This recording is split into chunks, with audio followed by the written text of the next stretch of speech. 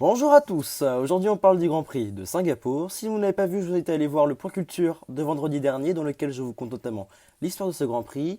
J'aimerais juste vous préciser avant le début de la vidéo que je suis malade, donc j'ai déjà du retard sur la vidéo et ça peut s'entendre aussi dans ce que je raconte.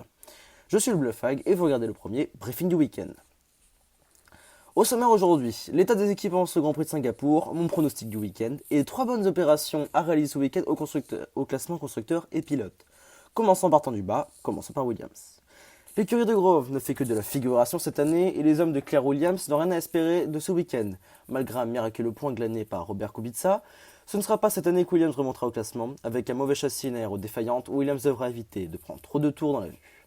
Au niveau pilote, George Russell sera sur la grille en 2020. Il découvrira ce week-end Singapour, à lui de tirer profit de cette course pour les saisons suivantes. Impossible pour lui de marquer des points à la régulière, même si on peut y croire, la Williams s'améliore et lui aussi. Robert Kubica. Alors j'avais écrit cette vidéo avant l'annonce qui est tombée il y a moins de 10 minutes que Robert Kubica ne piloterait pas pour Williams l'année prochaine. Il doit prouver qu'il a les capacités pour rester en F1. Ça pousse derrière chez les jeunes loups ayant autant de budget que lui. La tâche sera d'autant plus ardue étant donné l'état de son bras qui l'handicape dans sa conduite, ce qui est difficile dans les circuits urbains.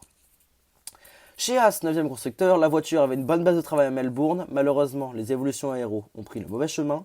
La voiture est compliquée, la gestion des gommes est catastrophique. Malgré tout, il reste de l'espoir à Haas, Magnussen ayant accompli le meilleur tour l'année dernière avec la Haas de 2018. Peut-être une occasion de revenir sur Alfa Romeo au constructeur. Kevin Magnussen, lui, sera sur la grille en 2020. Il devra essayer de ramener des points de Marina Bay. Il en est capable, à lui de montrer. Romain Grosjean, lui, jouait sa place, mais Haas a confirmé sa présence aux côtés de Kevin Magnussen en 2020. Ça fait donc de Haas la deuxième écurie avec Mercedes à conserver son line-up depuis 2017. Il devra essayer de faire du mieux qu'il peut et lui montrer tout son talent. Après, est-il le bon choix pour Haas? Ça, ce sera à voir. Pour Alfa Romeo, enfin 8e constructeur, la reconstruction est toujours en route et on ne peut que saluer les progrès faits par exemple de Fred Vasseur. La voiture est polyvalente et rapporte des points régulièrement. Des résultats convenables sont possibles à Singapour. Le vétéran Kimi sera sur les grilles en 2020. Sa moisson de points cette saison permet à Alfa de résister devant Haas. Ne lui manque qu'un vrai coéquipier qui pourrait le challenger. Justement, Antonio Giovinazzi, en difficulté en début de saison, se montre de plus en plus rapide. Il a fait de grands progrès, notamment en qualification. L'influence de Kimi lui est bénéfique. Il pourrait faire un résultat et continuer de se lancer dans les boulevards de la cité-État. Pour les Racing Point, 7ème au classement, la saison est faite de haut et de bas. Des coups d'éclat succèdent aux déconvenus. Des points peuvent être ramenés à Silverstone cette année depuis Singapour. Attention toutefois à ne pas finir la course au premier virage comme l'année dernière. Sergio Perez sera sur les grilles en 2020 et a été prolongé à nouveau. Il pourra jouer de son expérience pour ramener des points. Lance Stroll, lui, restera en F1 quoi qu'il advienne, tant que son papa voudra bien financer les écuries de son tendre fils. Le Canadien pour se fournir un bon rythme cette saison, quoiqu'il ait encore du boulot en qualif, alors qu'il n'a toujours pas bouclé un tour de Q3 de l'année. Toro Rosso résiste de peu à Racing Point. La voiture est plutôt bonne malgré un moteur qui reste faible.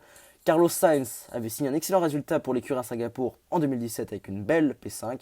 Pourquoi ne pas réitérer l'exploit cette année? Le duo de pilotes en est capable. Pierre Gasly a montré qu'il est toujours ce pilote à qui Red Bull avait fait confiance en fin de saison 2018.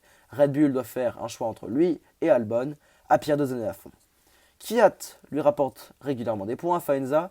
Il devrait être chez Toro Rosso l'année prochaine. Il monte toujours un joli coup de volant. Il peut ramener des points de Singapour. Chez Renault, enfin, on sort d'un excellent week-end, le meilleur depuis le retour de la marque au Legend F1.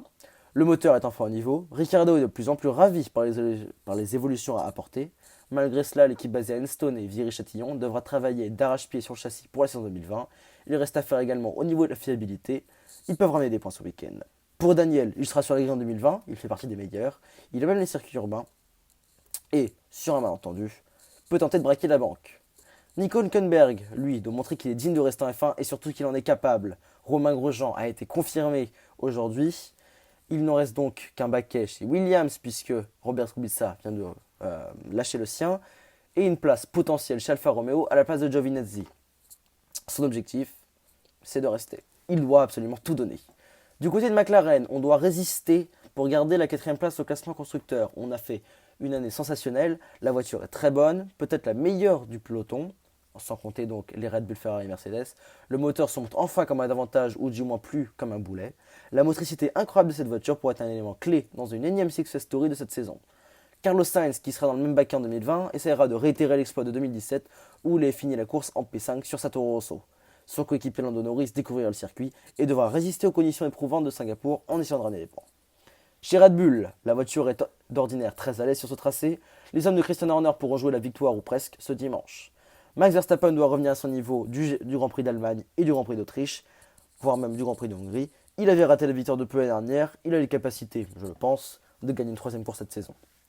Alex Albon joue lui son Grand Prix le plus à domicile de la saison et cherchera à bien faire, lui qui joue sa place dans une Tom Team en 2020 face à un Pierre Gasly ambitieux et revigoré par son retour chez Toro Rosso où il a retrouvé ses bases, le podium est possible pour le Thaïlandais. Chez Ferrari, justement, on s'apprête à vivre un week-end de souffrance, en cause l'aéro d'une SF90 en deçà des capacités d'une Mercedes collée au sol. Il faudra sauver les meubles, à moins qu'un Sébastien Vettel cherchant à laver l'affront sorte une masterclass de dernière minute. Ferrari a annoncé qu'ils avaient amélioré la voiture pour ce week-end. On espère pour eux qu'ils pourront faire mieux que sauver les meubles. Sébastien, justement, sera normalement chez Ferrari en 2020 s'il ne décide pas de prendre sa retraite avant. Il devra reprouver à ses détracteurs qu'il reste ce leader d'expérience d'une Scuderia enchaînant les hauts et les bas. Il peut monter sur le podium ce week-end, il est le deuxième meilleur vainqueur dans les rues de Marina Bay. Charles Leclerc lui tentera de faire du mieux qu'il peut après un week-end d'anthologie à Monza. Il n'a pas de danger du côté de son maquet. Chez Mercedes, il faut se ressaisir, même si les deux titres sont presque en poche, la W10 AMG sera à l'aise à Singapour, de par son héros et sa motricité. Sir Lewis aura bientôt sa 6ème couronne, sauf grave faute. Il continuera chez Mercedes en 2020. Il avait claqué une impressionnante pole l'année dernière et pourra jouer aisément la victoire dimanche.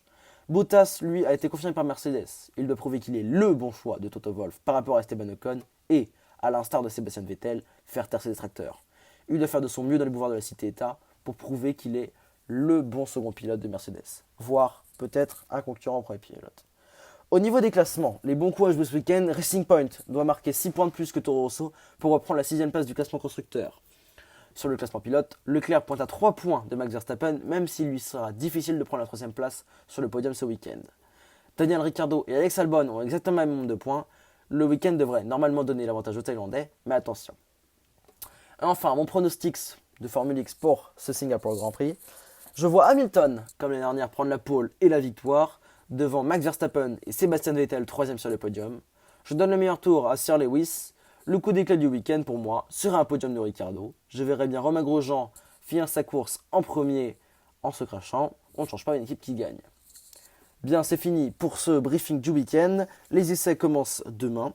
J'espère que vous avez aimé cette première vidéo. Et je vais normalement vous laisser avec le tour de la pole de Lewis Hamilton de l'année dernière. C'était le Blue Flag. N'oubliez pas de vous abonner et de lâcher un like. Bisous.